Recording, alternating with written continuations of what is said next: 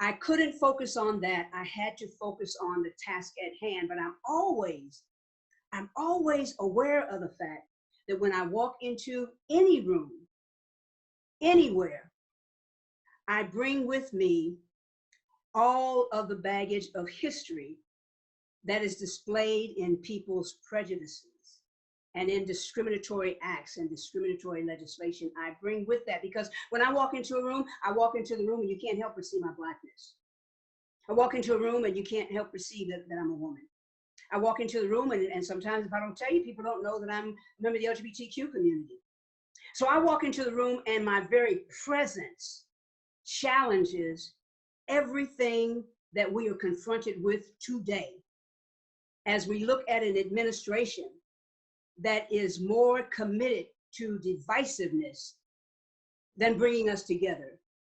As we look at an administration that sees the rights of others as just a toy, something you can play with and throw away, an administration that brags, the leader of this administration brags that you can grab women by their private parts.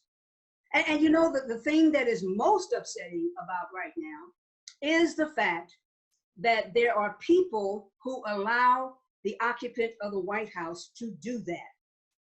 And I think about that in the context of all of the years that we could have been fighting for freedom, but we were not because there were people who were unwilling to lay everything on the line for freedom. Harriet Tubman freed, I think it was 1,000 people. And she said, I could have freed a lot more if only they knew they were enslaved.